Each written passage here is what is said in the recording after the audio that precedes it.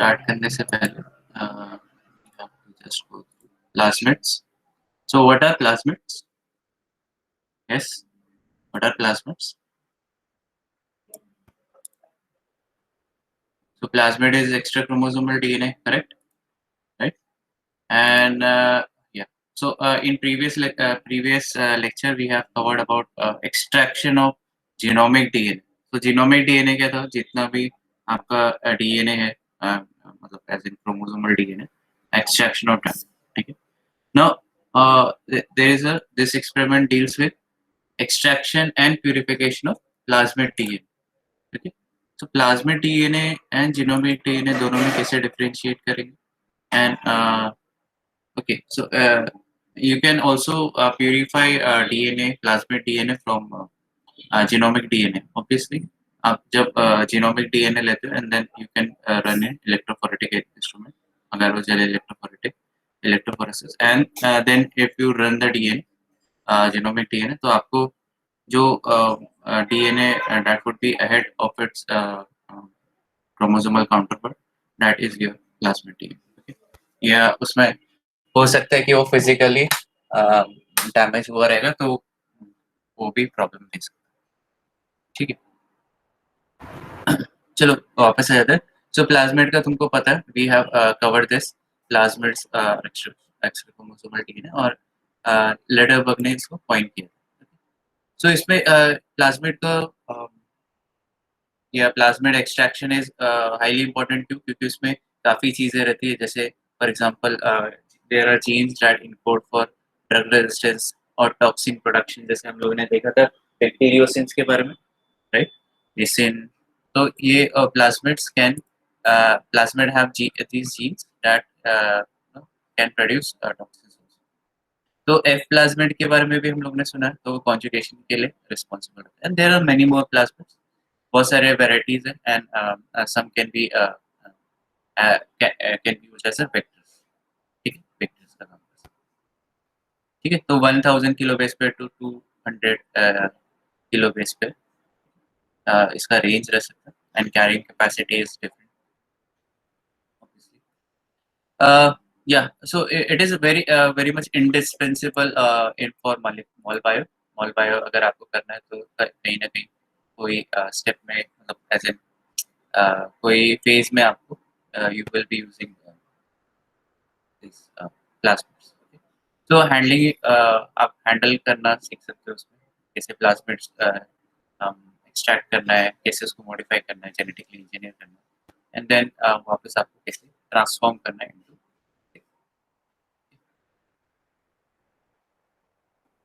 तो इधर जो एग्जांपल्स है प्लाज्मिड्स के दिए हुए, PBr322 classic example, PUC90। Okay, P मतलब P stands for plasmid, B and R जो इधर है PBr, वो Bolivar and Rodrigues, and 322 is number of plasmid, मतलब ये 322 नंबर प्लाज्मिड है जो कि सक्सेसफुल था। वैसे ही PUC19 हो गया, PUC19 मतलब प्लाज्मिड हो गया P, एंड U आपका यूनिवर्सिटी ऑफ कैलिफोर्निया हो गया, and 19th is 19th plasmid उनको सक्सेस मिला। वैसे ही इधर PQ PQE 30 PSC 101। इसमें अभी तो प्लाज्मिड के बहुत सारे फीचर्स रहते हैं, जैसे वो इंडिपेंडेंटली रेप्लिकेट कर सकता है, so it can have many copies in a single cell, उसके बहुत सारी कॉपीज रह सकते हैं। ठीक है, तो कॉपी नंबर वेरी करता है, it varies also, it depends on copy number, also depends on size of plasmid. अगर the plasmid are very small, these plasmid can have high copy number, whereas uh, क्या बोल सकता है, heavy plasmid नहीं बोलूँगा, but plasmid having more, or if it is a large plasmid, as in it has जो उसका capacity ज़्यादा रहेगा, रेंज ज़्यादा रहेगा। ठीक है, कैरिंग रेंज, बेस पेयर्स ज़्यादा रहेंगे, तो उतना वो डिफिकल्ट हो जाएगा उसका कॉपी नंबर मेंटेन। ठीक, so these plasmid have low copy number if the plasmid size is small. Okay, okay, under normal conditions 15 to 20 copies generate हो जाते हैं आराम से, but for example if we want more amount of plasmids, so we have to make sure कि we treat the cells with certain chemicals to increase the copy number.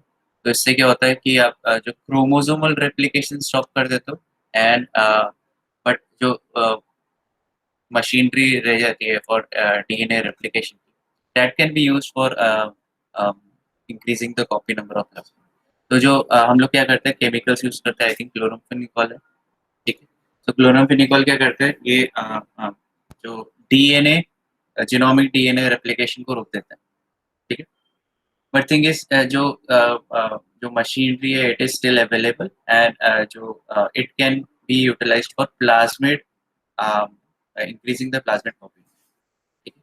Plasmid copy number बढ़ जाता है उससे। And in our lectures, we have also talked about relaxed plasmid, CCC plasmid, linear plasmid, open circle plasmid. इनके बारे में बात किया था। तो रिलैक्स प्लाज्मिड क्या है, topologically relax as an not एकदम मतलब जैसे सीसीसी में क्या रहता है कि it is covalently close, circular form में प्लाज्मिड रहता है, एकदम देखा जाता है। सो इसमें जो प्लाज्मिड रहता है सीसीसी में, ये पूरा का पूरा क्लोज रहता है, ठीक है। डबल स्टैंडर्ड डीएनए, ये इट इज क्लोज, ठीक है। इसलिए इसको बोलते हैं कोवेलेंटली क्लोज्ड सर्कल, ठीक है। कोवेलेंट बॉन्ड बन रहा है, फॉस्फोडाइस्टर बॉन्ड बन रहा है, क्लोज है ये पूरा, ठीक है, कहीं भी ओपन नहीं है, सर्कल है, ऑब्वियसली सर्कल है। फिर there is also term called as open circle. Open circle में क्या हो सकता है, ये डबल स्टैंडर्ड डीएनए, इसमें से एक स्ट्रैंड इट इज जॉइंट, दूसरा जो स्ट्रैंड है वो शायद से जॉइंट ना हो। तो this can be done, ठीक है, open circuit. Now there is also another which is called as linear plasmid. So linear plasmid is like this, okay? Double stranded, okay, linear plasmid हो गया, okay, and एक और जो है relaxed plasmid. सो relaxed plasmid में क्या होता है, ये ऐसे रिलैक्स्ड, ओके। और तो फिर आप बोलोगे कि रिलैक्स जैसा रहता है तो कोई दूसरे प्लाज्मिड भी है, यस। सो जो प्लाज्मिड है इट कैन नो अपना पॉइसोमेरेस की एक्टिविटी देखी देगी या डीएनए का इसकी एक्टिविटी। इसमें क्या होता है, ये जो प्लाज्मिड है ये पूरा का पूरा सिकुड़ जाता है, ये दीज आर नॉट रिलैक्स्ड, ये एकदम इसको क्या बोलते हैं, ये एकदम बोल सकते हैं कि it is heavily binded form, bind हो चुका है, तो ये क्या हो जाता है, इसमें स्पेस कम हो जाता है, and it can also unwind itself.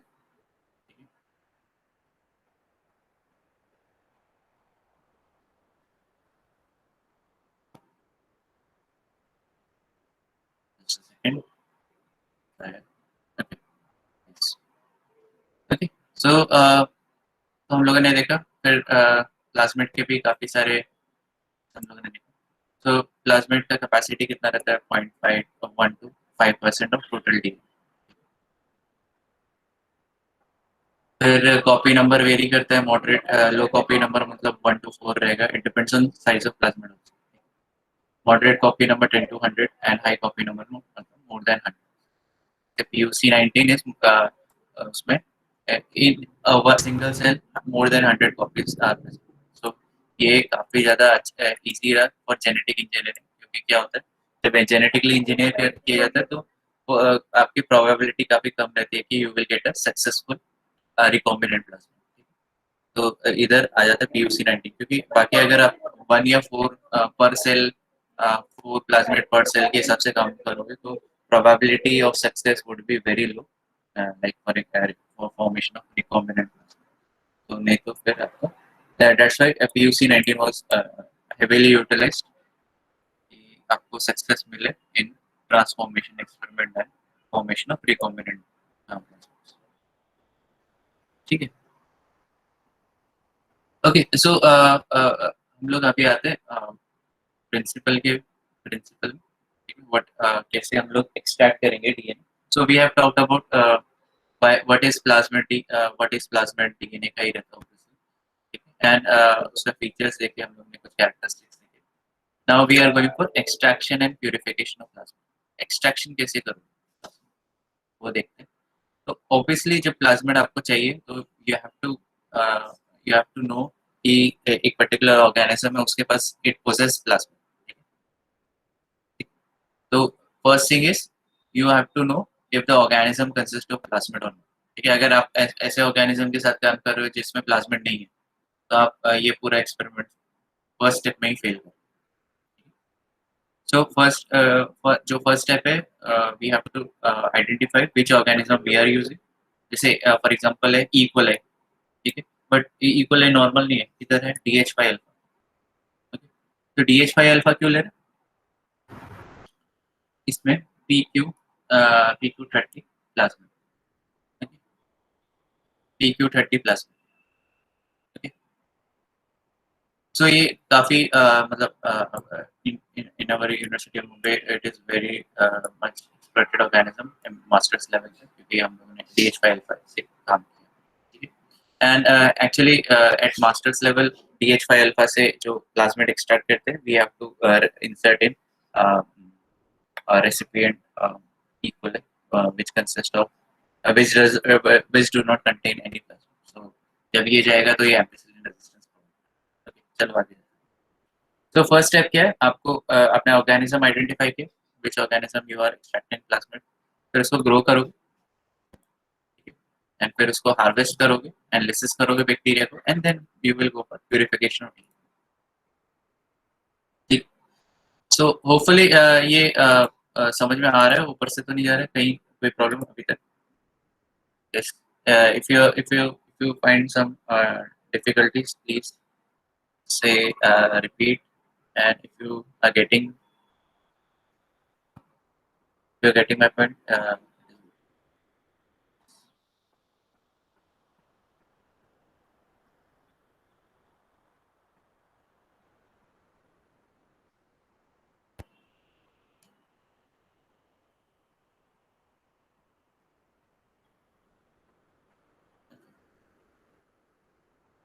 Okay, so we have discussed about characteristics of plasma. अभी हम लोग आते हैं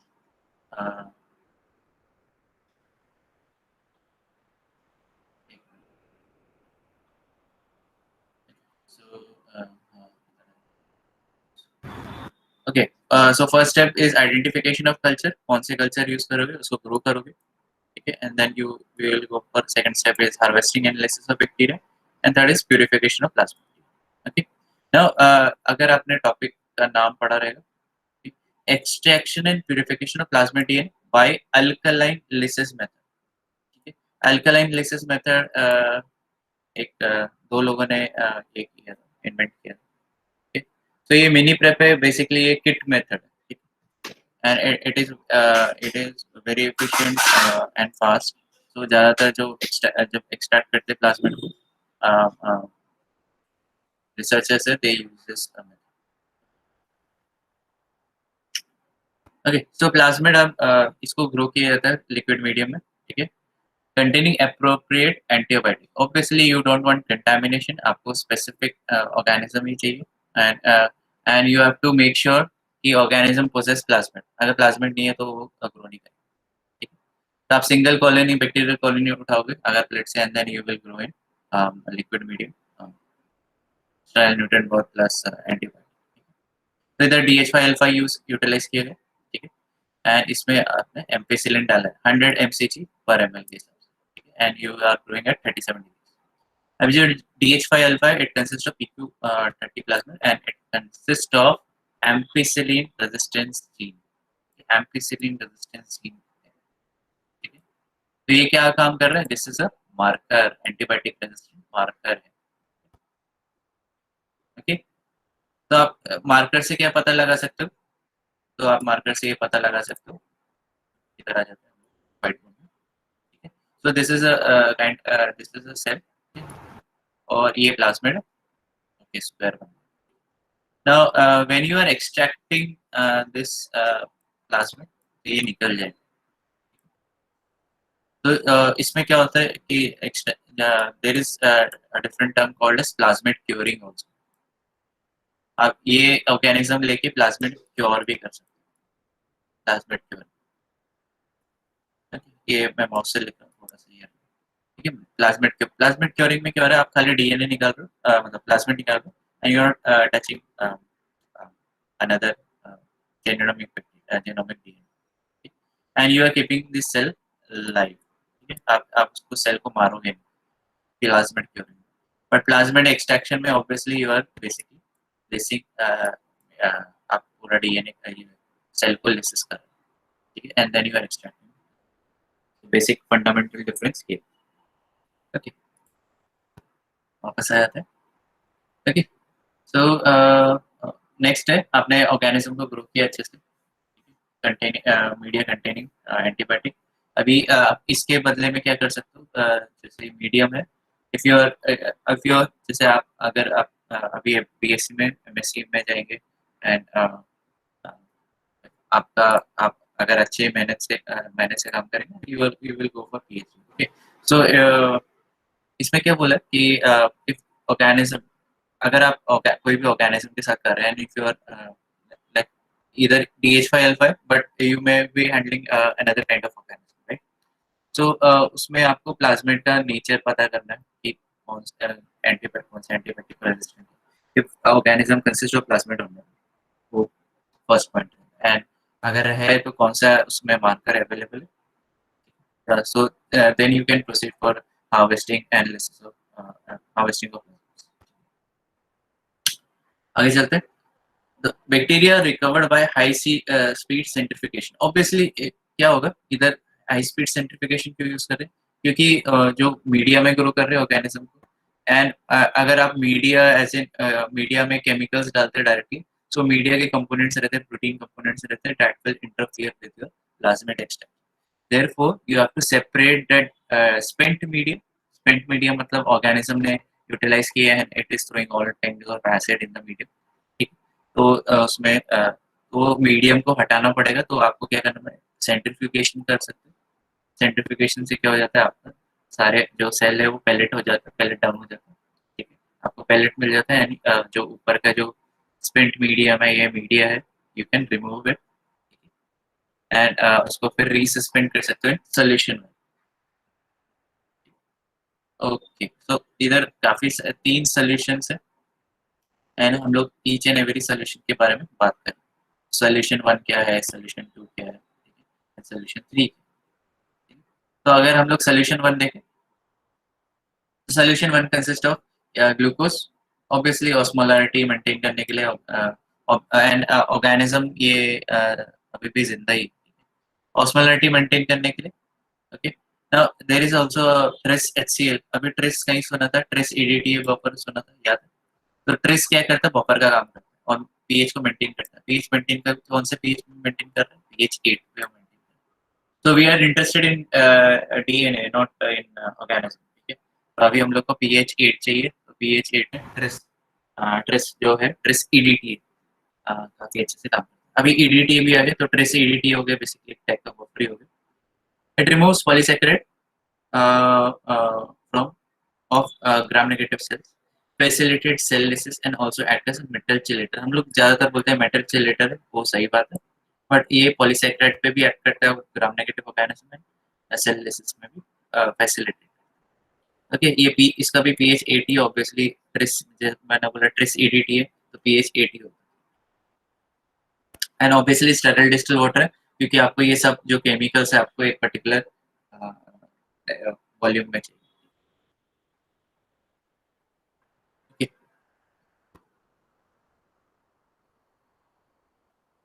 ओके, तो सोल्यूशन 1 आपने डाला, आपने बैक्टीरिया को रिसस्पेंड किया इन सोल्यूशन 1, ठीक है। अभी क्या होगा, the recovered cells can be lysed by any one of the number of methods available, including treatment with ionic detergents और non ionic detergents, organic solvent, alkaline और हीट। ये काफी सारे मेथड्स हैं, आयोनिक डिटर्जेंट से कर सकते हो, नॉन आयोनिक डिटर्जेंट से ट्रीट कर सकते हो, ऑर्गेनिक सॉल्वेंट से कर सकते हो, अल्कलाइन से कर सकते हो, या हीट से कर सकते हो, वो आपकी चॉइस के ऊपर, देखो चॉइस किस और चॉइस आपके ऊपर है, बट चॉइस बेसिकली आपका प्लाज्मेट के ऊपर भी है। आपका प्लाज्मेट कैसा है, प्लाज्मेट कैसा होना चाहिए, आप कौन सा मेथड यूटिलाइज करोगे, it depends on your plasmid, size of plasmid, strain of E coli है, कौन सा स्ट्रेन है, ठीक, and technique to be use subsequently to purify plasmid. मतलब आपको अगर शॉर्ट स्टेप चाहिए तो आप एक पर्टिकुलर मेथड यूटिलाइज कर सकते हो। आपको थोड़ा अच्छा क्वालिटी ऑफ प्लाज्मेट चाहिए तो you will be utilizing another method. Okay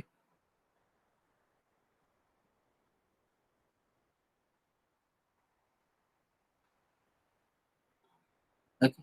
so next है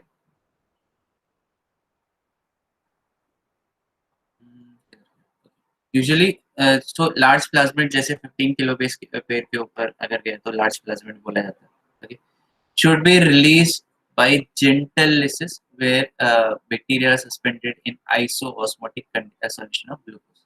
तो जब भी प्लाज्मेट का size is more than 15 kilo base फिर इसको लार्ज प्लाज्मेट बोला जाता है, वैसे टू इधर 200 किलो बेस फिर तो इसको अगर आप जेंटल लिसिस नहीं करोगे obviously you are basically obviously physically damage हो जाएगा प्लाज्मेट को, इसलिए इधर क्या बोलेगा जेंटल लिसिस किया जाता है, आराम से उसको फाड़ा जाता है, सेल को आराम से फाड़ता है, मतलब बस्ट ओपन करता है एंड देन उसको फिर जो प्लाज्मेट है उसको एक्सट्रैक्ट किया जाता है। Okay, and bacteria are suspended in isoosmotic solution of glucose and then treated with EDTA और फिर ये लाइसोजाइम। तो लाइसोजाइम क्या करता है, ये सेल वॉल पे एक्ट करता है। ईडीटी अगर आपको यूज नहीं करना है, you can use lysozyme, but thing is EDT is easily available, lysozyme काफी महंगा है। अभी इसके इसमें क्या बोला है, ईडीटी एंड लाइसोजाइम क्यों कर रहे हैं, आपको स्पेरोप्लास्ट में। तो व्हाट इज स्पेरोप्लास्ट? यस, कोई बता सकता है what is spheroplast and what is protoplast? Yes, Komal, Noor, नैतिक,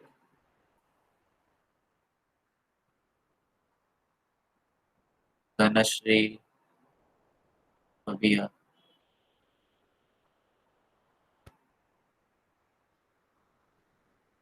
yes Prachi, what is spheroplast and what is protoplast? Saloni,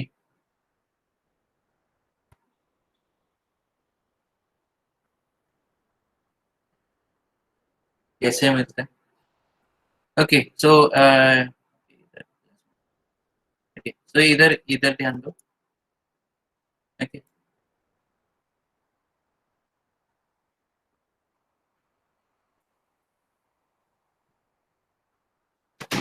okay, so for example this is gram positive organism और ये ग्राम नेगेटिव ऑर्गेनिज्म, इधर clear हो जाएगा। if you are treating if you are treating cell or gram positive cell with ED lysozyme, ठीक है ठीक है, तो ये क्या करता है, सेल वॉल को ब्रेक करता है, बेसिकली पेप्टिडोग्लाइकिन लेयर को ब्रेक करता है। और पेप्टिडोग्लाइकिन लेयर ब्रेक ब्रेक होने के बाद आपको क्या मिलता है, आपको क्या बचता है, आपको क्या बचता है, खाली सेल वॉल निकल गया, क्या बचा, आपका सेल मेम्ब्रेन बचा, ठीक है। तो ये this is termed as protoplast, Gram positive, ध्यान से सुनो, this is termed as protoplast. Okay, now if we are using EDTA lysozyme and if we are removing cell wall of gram negative organism, तो जो बचा कुचा है cell wall निकाल रहे हो, अंदर सेल मेम्ब्रेन है, दिस इज टर्म्ड एज स्पेरोप्लास्ट।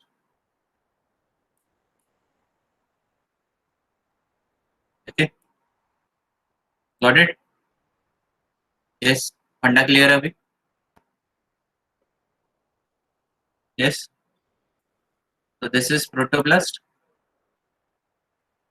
और कभी मिलेगा प्रोटोप्लास्ट, आप ग्राम पॉजिटिव ऑर्गेनिज्म को से सेल वॉल निकाल रहे हो, ग्राम नेगेटिव से सेल वॉल निकाल रहे हो तो यू आर गेटिंग स्पेरोप्लास्ट। ठीक है, फंडा क्लियर एवरीवन?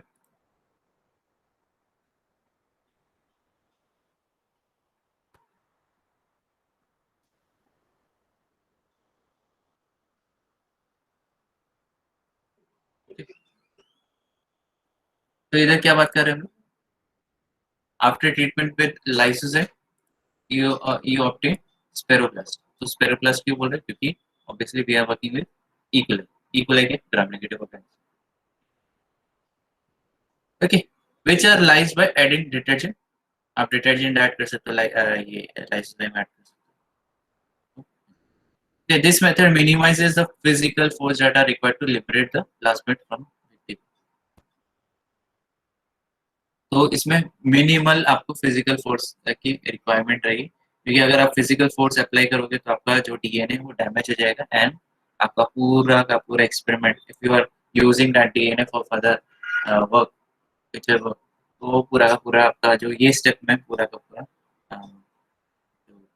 प्लाज्मिड है वो डैमेज हो जाएगा एंड आपको वापस रिपीट करना पड़ेगा. This method minimizes the physical force equal blah blah blah.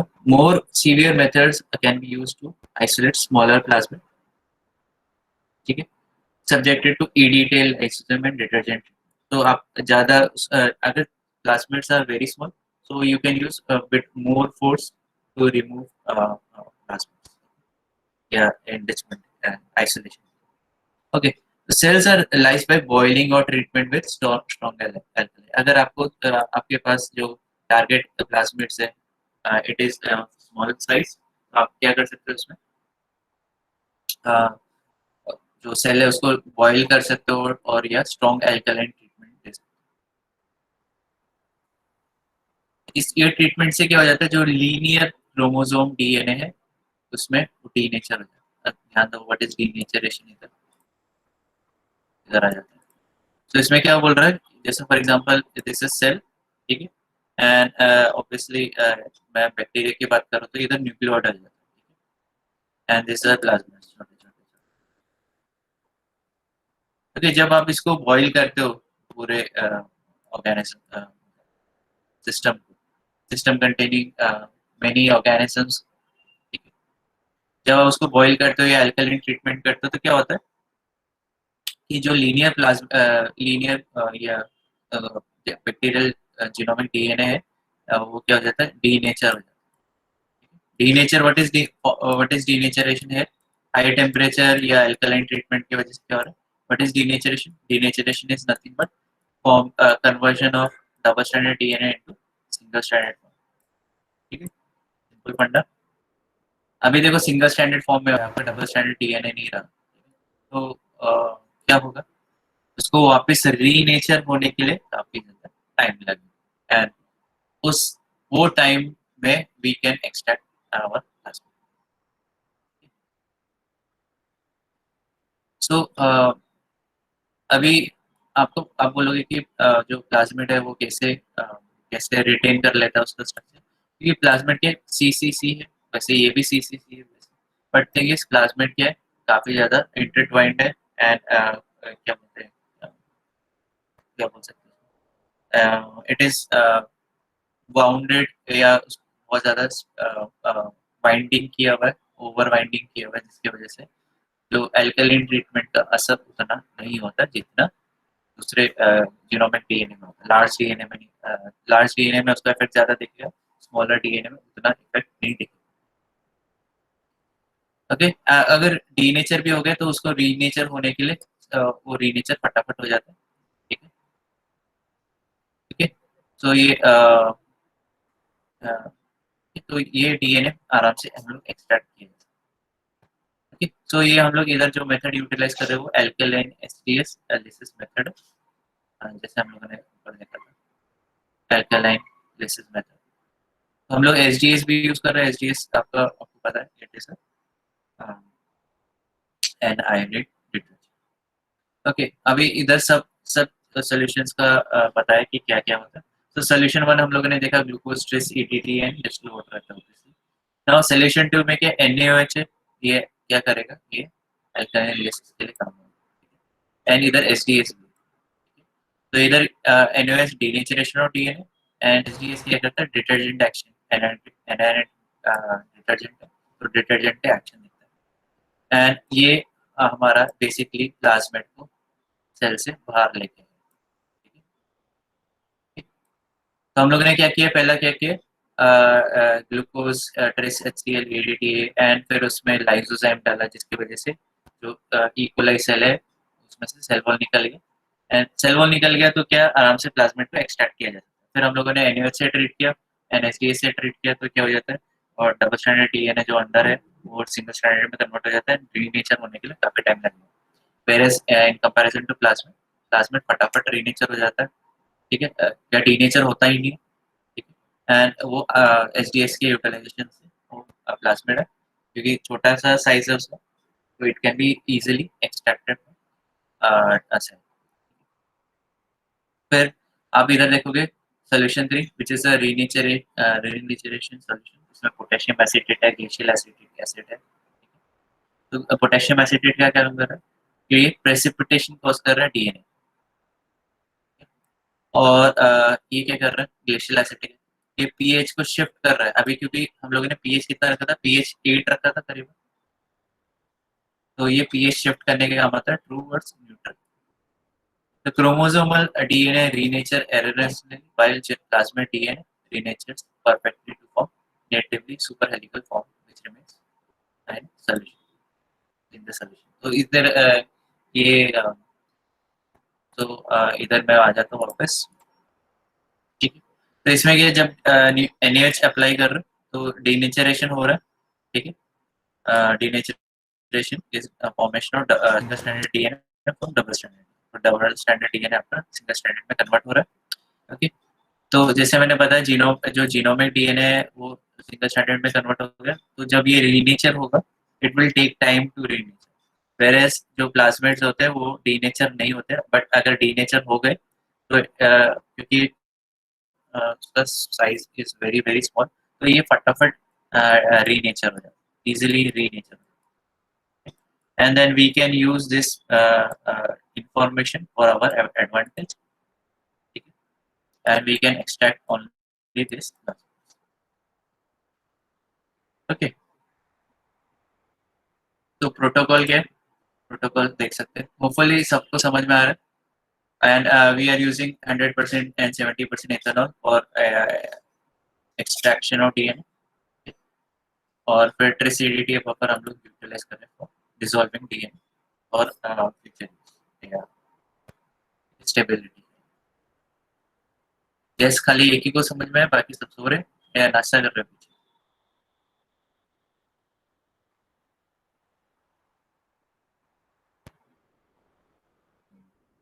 सबने यस बोला, मतलब सब नाश्ता कर रहे हैं, ब्रेकफास्ट कर रहे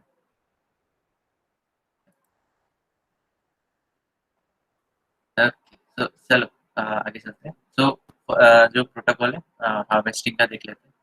ये ज़्यादा बड़ा नहीं है, छोटा सा ही खत्म हो गया, इतना ही, ठीक है। तो आपने क्या किया, फर्स्ट हार्वेस्टिंग में क्या किया, transfer single colony of plasmid bearing DH file blah blah blah LV में डाल दिया, और एंटीबायोटिक डाले परफेक्ट, एंड उसको ओवरनाइट कल्चरिंग के लिए रख दिया, ठीक है। आप शेकिंग कंडीशन रखोगे तो शेकिंग कंडीशन में आपको क्या रहेगा, जेशन time is very low, equal रहेगा अराउंड 20 मिनट्स रहता है, और 20 मिनट्स में आपको जो सेल से पॉपुलेशन डबल हो जाती है। तो आप जब ओवरनाइट रखोगे, मतलब 18 आवर्स में रखोगे 37 डिग्री, तो ये बेस्ट ऑप्टिमम कंडीशन है फॉर इक्वल, फटाफट वो ग्रो करेगा, तो अच्छा से डेंसिटी दे देगा, जितना अच्छा डेंसिटी रहेगा उतना आपको प्लाज्मिड मिल जाएगा, ओके। अभी आप क्या करोगे, pour 1.5 ml of culture into append of tube, centrifuge at 12,000 G for 30 seconds at 4 degrees and store the remaining culture at 4 degrees, ठीक है। आप बेसिकली आप 12,000 G में स्पिन कर रहे हैं, मतलब 3,000 to 4,000 RPM, ठीक है। एंड जो सेल्स है सब पेलेट डाउन हो जाएंगे, आपको उसमें से मीडिया रिमूव करना है, एंड देन यू आर आप क्या करोगे उसमें, जो सुपर न्यूट्रिएंट डिस्कार्ड करने के बाद आप क्या करोगे उसमें, ओके इधर कुछ गायब है, वही मैं सोच रहा हूँ, ठीक है। तो इसमें आई थिंक एल्कलाइन लिसिस पूरा दिया नहीं है, एक मिनट में एक मिनट और रुको, इसमें एल्कलाइन लिसिस पूरा दिया नहीं है, वही मैं सोच रहा था इतना फनी क्यों लग रहा है, ओके। 10 सेकेंड में जो मेरा प्रोटोकॉल है आपको देता हूँ।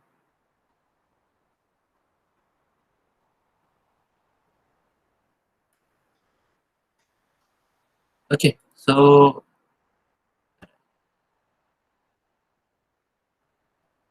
आप क्या करोगे, उसको रीसस्पेंड करोगे। एक मिनट, मैं पहले पीडीएफ में कन्वर्ट कर देता हूँ। बस।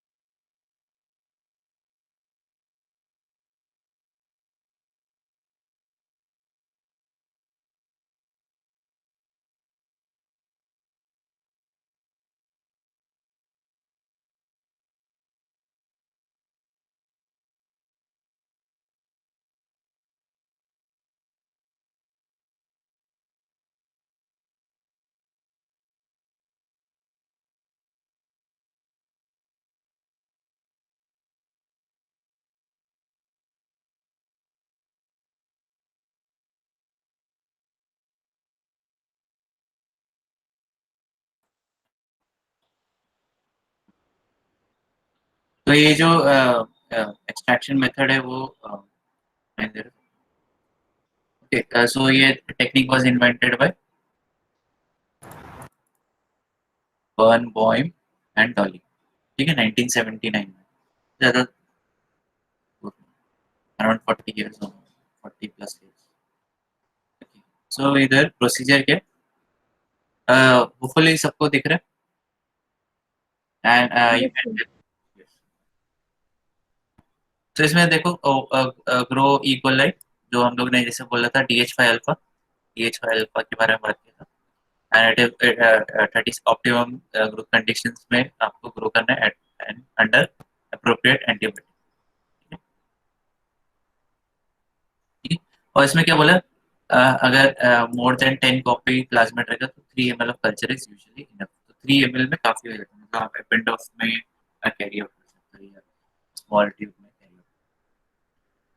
ओके, आप इसको जैसे इधर टेबल टॉप सेंट्रीफ्यूज से आप उसको पहले डाउन करोगे। ठीक है, कल्चर को twice, discard the supernatant and remove the liquid completely by upside down tube onto piece of paper. तो आप क्या करोगे, आप डिकेंट करोगे, मतलब जो ऊपर ये बचा है आपका, ये तरह व्हाइट बोर्ड में। तब जब आपको जब ये ट्यूब मिलेगा, एपेंड ऑफ ट्यूब के और छोटे प्लास्टिक ट्यूब मिलेगा, ट्यूब टाइप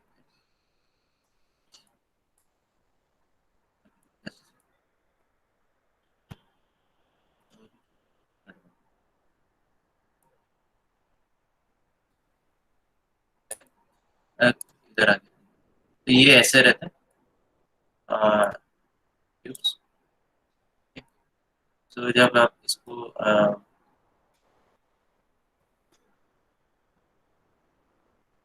तो जब आप इसको इसमें करोगे, सेंट्रीफ्यूज करोगे, तो आपका जो मीडियम रहेगा वो इधर रहेगा। ठीक है, आपका जो पैलेट है वो इधर है, पैलेट इधर रहेगा। आपको ये मीडियम पूरा का पूरा निकालना है। तो निकालने का आप पाइपेट से निकाल सकते हो, या पूरा का पूरा जो ट्यूब है उसको इधर से खोल देने पड़ेगा। ठीक है, एंड उसको थोड़ा सा रिवर्स से रख सकते हैं। क्योंकि जो पैलेट है, जब पैलेट डाउन हुआ है वो आपका ट्यूब से चिपका रहे।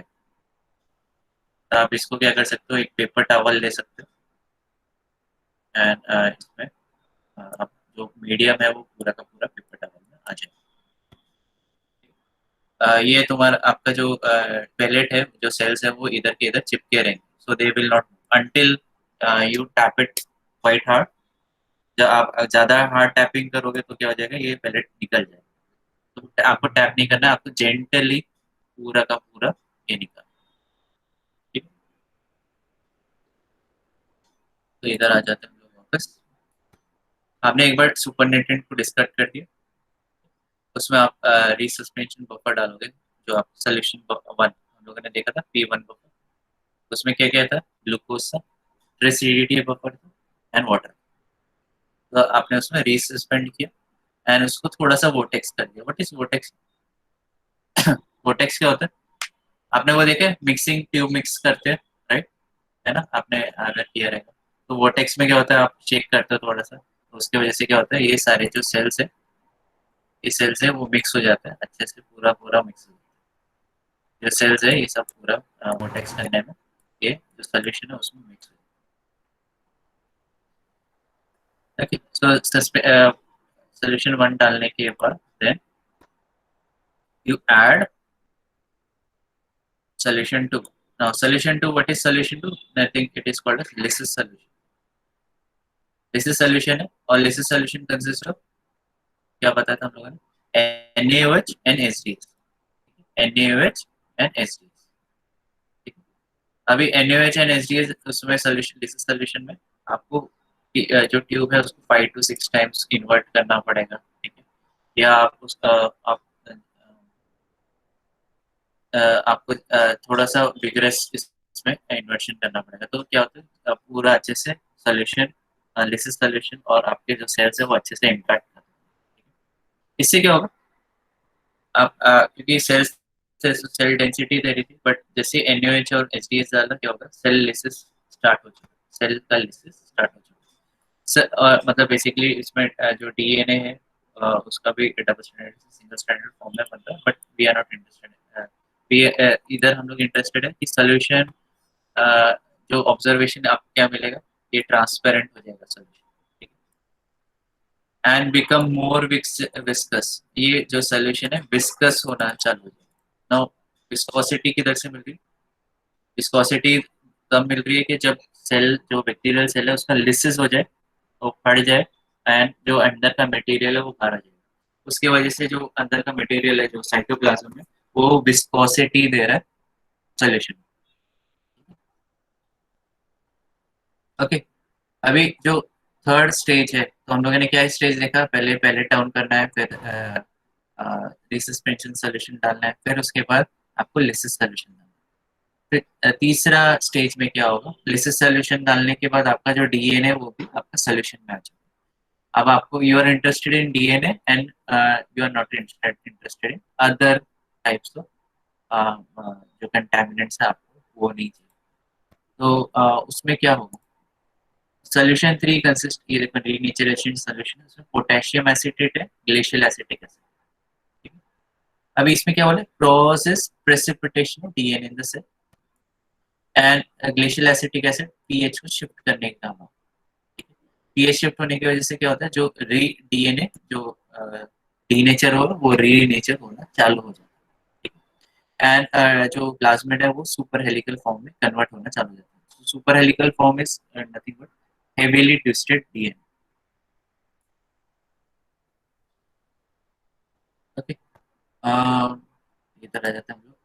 तो हम लोगों ने क्या डाला, जो री न्यूट्रलाइजेशन सोल्यूशन डाला, जिसमें ग्लेशियल एसिटिक एसिड है, पोटेशियम एसिटेट, एंड आपको इसमें मिक्स करना है, काफी अच्छे से मिक्स करना है सेवरल टाइम्स।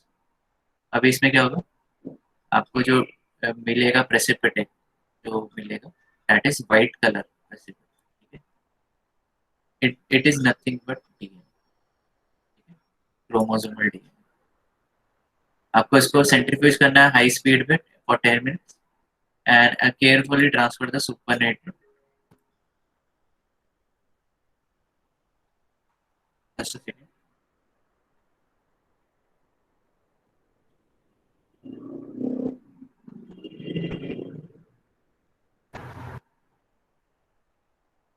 एक minute.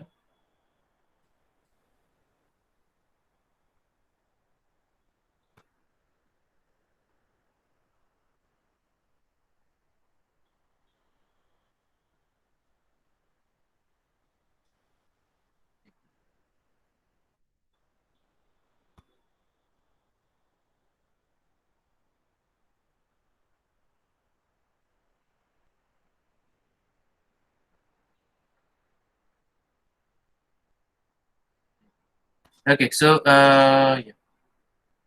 carefully transfer the supernatant. अब क्या हो रहा है, आपने जब सेंट्रिफिकेशन किया है, you have basically precipitated genomic DNA, bacterial chromosomal DNA आपने प्रेसिपिटेट किया, ओके। बट जो आपका सुपरनेटेंट है, इट कंसिस्ट ऑफ प्लाज्मा, इसमें प्लाज्मिड आपका एंड आपको जब प्लाज्मिड समझ में आ रहा है, ऊपर से आ रहा है? यस स्टूडेंट्स, किसी को रिपीट चाहिए? एक काम करता हूँ, मैं साइड बोर्ड में आ जाता हूँ। अब देखो इधर क्या हुआ। अब भाई कौन मैसेज पे मैसेज, तो आपने क्या किया, पहले क्या किया, जो सोल्यूशन 3 यूज किया उसमें क्या हो गया, प्रेसिपिटेट आ गया, this is white colour precipitate, ठीक है। एंड इधर सोल्यूशन, तो you are interested in this solution, not white precipitate. White precipitate क्या है? व्हाइट प्रेसिपिटेट आपका जीनोमिक डीएनए, ठीक है। एंड आपके प्लाज्मिक डीएनए किधर है? इधर सुपरनेटेड।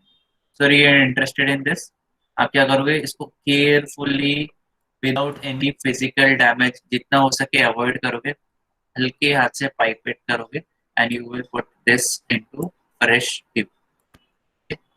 आपने इसको फ्रेश ट्यूब में डाला, ठीक है। ये सोल्यूशन जो है ऊपर सुपरनेटेड है, इसको फ्रेश ट्यूब में डाला। फ्रेश ट्यूब में डालने के बाद क्या होगा, इधर आप क्या डालोगे, इसमें फ्रेश ट्यूब में डाला एक बार तो या इधर है देखो, carefully transfer the supernatant to new labelled 1.5 ml पेंट ऑफ ट्यूब, ठीक है।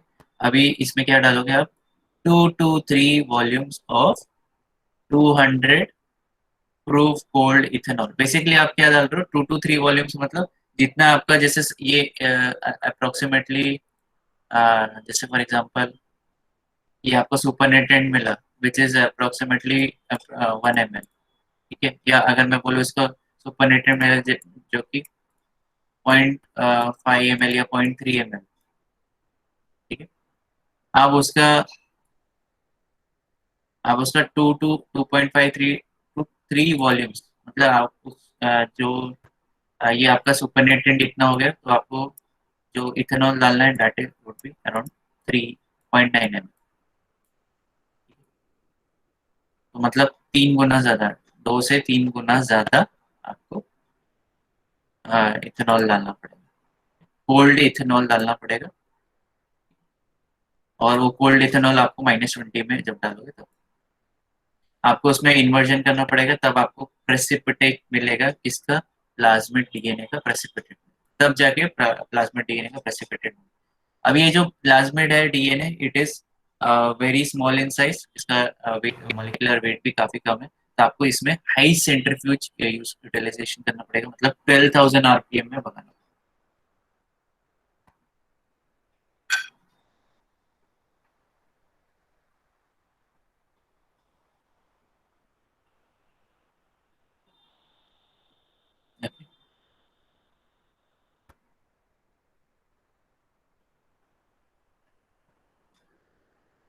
यस, गेटिंग इट, समझ में आ रहा है, ऊपर से जा रहा है? बता दो मुझे कि कोई स्टेप को रिपीट करना है तो बता दो। यस,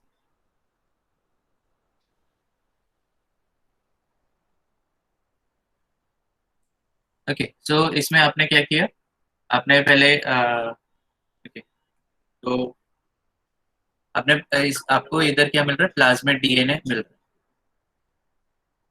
प्लाज्मिड डीएनए के बाद आप क्या कर रहे हो, आप आपका जो प्लाज्मिड डीएनए, एक मिनट इधर आए हम लोग। आपने देखो पहले पहले स्टेप्स में क्या किया आपने, इधर इधर ये था, डीएनए था, and you are interested in genomic DNA, not and you are not interested in genomic DNA. आपने क्या किया, सुपरनेटेंट लिया, सुपरनेटेंट में आपने इथेनॉल डाला, और उसको फिर इथेनॉल डालने के बाद क्या हुआ, प्रेसिपिटेट हो गया डीएनए, प्रेसिपिटेट हो गया DNA, plasmid DNA, you are interested in this, ठीक है, हाई सेंट्रिफिकेशन की। एंड देन आपको क्या करना है, यू आर नॉट इंटरेस्टेड अभी, क्योंकि आपने प्लाज्मिड डीएनए प्रेसिपिटेट कर दिया, तो आपको ये सुपरनेटेंट फेंकना है। आप सुपरनेटेंट फेंकने के लिए कैसे कर सकते हो, ये मेथड यूटिलाइज कर सकते हो easy।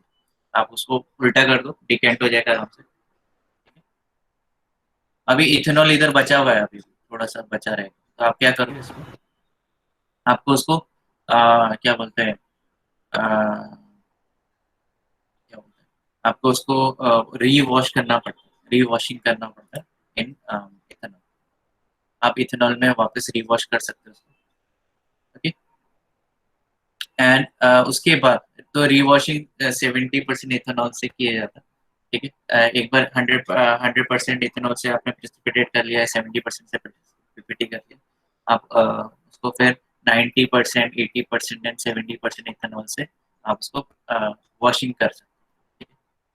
उसके बाद क्या करोगे, वॉशिंग करने के बाद आपको ईच टाइम आपको सेंट्रिफिकेशन करना पड़ेगा and you have to remove जो सुपरनेटेड जो इथेनॉल बचा है। अभी जो बचा कुचा इथेनॉल जो इसके साथ रह गया, क्या बोलते हैं, डीएनए के साथ रह गया, जो बचा कुचा ये रह गया, तो उसको कैसे करोगे आप, तो आप क्या करोगे इधर, उसको ड्राई कर सकते हो, एयर ड्राई कर सकते हो। ठीक है, तो करीबन 30 मिनट्स तक ले लेगा एयर ड्राई करने के लिए। आपको अगर फास्ट ड्राई करना है तो 37 हीट ब्लॉकर यूज कर सकते हो, इंक्यूबेटर में डाल सकते हो तो फटाफट ड्राई हो जाए। ठीक है, इथेनॉल है आपका रूम टेम्परेचर में वो इवेपोरेट हो जाता है easily।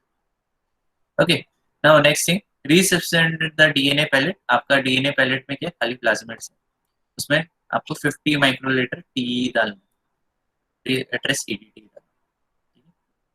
और इसको आराम से कंप्लीट डिसॉल्व करने के लिए आपको इसको पाइपेट करना है, या आप उसको टैप कर सकते हो, टैपिंग, TAPPING, टैपिंग। ठीक है, ओके। अभी फॉर एग्जांपल आप बोल रहे हो कि इधर अपने आपको पैलेट मिल गया, डीएनए मिल गया, प्लाज्मिड मिल गया, but it may also consist of RNA, और आरएनए तुम्हारा कंटामिनेशन का काम कर सकता है। तो इधर क्या डाल सकते हैं हम लोग, RNAs डाल सकते हैं। व्हाट इज RNAs, जो इंजाइम आरएनए को तोड़ देता है। ठीक है, डीनेचर कर देता है या डाइजेस्ट। ठीक है, तो ये क्या होता है, आरएनएs यूज कर सकते हैं फॉर रिमूविंग कंटामिनेटिंग आरएनए, चाहे mRNA हो, tRNA हो, RNA।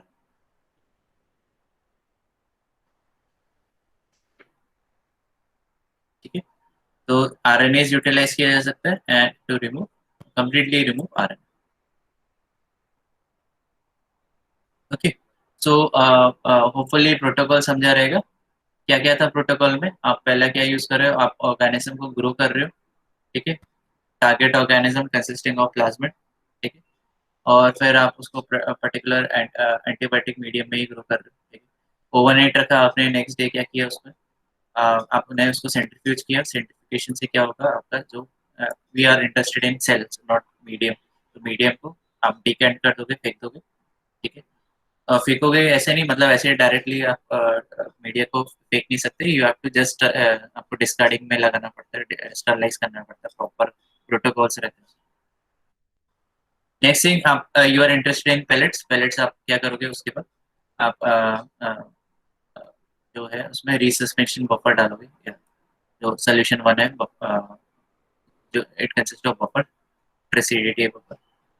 ओके, फिर आप डालोगे लिसिस सोल्यूशन टू, जिसमें आपका क्या है, NaOH है, HDS है। ठीक है, और उसको अच्छे से मिक्स करोगे ताकि जो सेल है वो लिसिस हो जाए अच्छे से, एंड जो डीएनए है वो सिंगल डबल स्टैंडर्ड से सिंगल स्टैंडर्ड में कन्वर्ट। फिर आता है रीनेचरेशन बफर, और रीनेचरेशन बफर डालने से क्या होगा, जो डीएनए है डबल स्टैंडर्ड फॉर्म में, वो सिंगल स्टैंडर्ड में से वापस डबल स्टैंडर्ड में कन्वर्ट होना चालू हो जाएगा। इधर आपका जीनोमिक डीएनए स्लोली होगा, बट आपका जो plasmid DNA it will renature faster. इससे क्या होगा, आप इसको जब प्रेसिपिटेट एज इन, आपको प्रेसिपिटेट मिलेगा, आप सेंट्रीफ्यूज करके प्रेसिपिटेट को फेंक सकते हो। So what is precipitate, it is nothing but genomic DNA. ठीक है, now you are interested in supernatant. Supernatant से आप क्या करोगे, आप उसको इथेनॉल, उसमें 2 to 2.5 to 3 volumes of ethanol डालोगे, जिससे क्या होगा, आपका प्लाज्मिड डीएनए प्रेसिपिटेट हो जाएगा अच्छे से। फिर उसको हाई स्पीड सेंट्रिफिकेशन करोगे। ठीक है, एंड उसको जैसे 100% इथेनॉल, 90%, 80% एंड 70%, जितना टाइम आप वॉश करोगे डीएनए को, you will get high quality plasma DNA. But ये भी याद रखो, विद ईच वॉशिंग आपका जो डीएनए का कॉन्सेंट्रेशन है वो लॉस होता है। तो आपको एक ऑप्टिमम चाहिए, आपको क्वालिटी ज़्यादा चाहिए या आपको प्लाज्मिड डीएनए भी ज़्यादा चाहिए, तो उस पर आपको थोड़ा बैलेंस आउट करना पड़ेगा। Okay, now next thing is, फिर आप रीसस्पेंड कर दोगे डीएनए पेलेट को 50 माइक्रोलीटर्स ऑफ ट्रिएट्रस EDTA बफर जो pH 8 है। इससे डीएनए की स्टेबिलिटी बढ़ी रहती है and it you can store DNA up to 20 years minimum, आराम से आप स्टोर कर सकते हैं। अगर आपको लग रहा है कि आपके प्लाज्मिड सोल्यूशन में इट कंसिस्ट ऑफ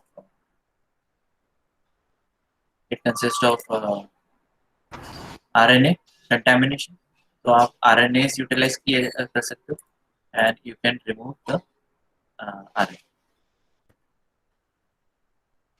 यस, समझा सबको?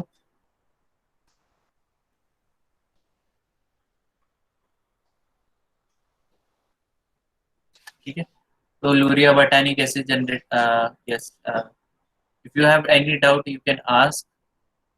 Yes, you want any queries, पूछना है? सर यस, बोलो। सर सिर्फ इथेनॉल ही क्यों यूज करना है हमें, मिथेनॉल यूज नहीं कर सकते क्या? नहीं, मिथेनॉल यूटिलाइज नहीं करते। You can use ethanol, either ethanol और you can utilise IPA, isopropanol, क्योंकि काफी अच्छा प्रेसिपिटेशन देता है। एंड मिथेनॉल हम लोग जनरली यूटिलाइज नहीं करते बिकॉज जो हैंडलर है, एज एन जो हम लोग वर्कर है, टेक्नीशियन है, जो भी बोल सकते हैं, रिसर्चर है, सो मिथेनॉल इज, हम लोग का जो स्किन है मिथेनॉल एब्जॉर्ब कर सकता है and it is quite damaging. ठीक है, इथेनॉल से हम लोग को स्किन को डैमेज नहीं होता until and unless it is for quite long term। Methanol poisoning होता है, ठीक है, तो वो स्किन से एब्जॉर्ब होता है and you can be you can get methanol poisoning. तो मिथेनॉल जितना हो सके उतना अवॉइड किया जाता है। Yes, hopefully I have cleared your question. ठीक यस सर। है, so isopropanol भी यूज किया जा सकता है एंड इट रिक्वायर्स लेस, आपने जैसे कल बताया था जिनोमिक डीएनए एक्सट्रैक्शन में आइसोप्रोपेनॉल भी यूज किया जा सकता है एंड इट जो आपका जो क्वांटिटी है it would be very less in comparison to ethanol, so you are saving in terms of money and money, आपके रिसोर्सेज बच रहे हैं। तो ये रेसिपीज है, एज इन आप कैसे बना सकते हैं लूरिया बटानी ब्रॉथ या रिसस्पेंशन सॉल्यूशन, ये तो आप आराम से आप हमारे लैब में भी बना सकते हैं, इजीली बन जाएगा। ओके, एंड आप रेफरेंसेस इधर देख सकते हैं। So hopefully this was clear. Yes, and जब नेक्स्ट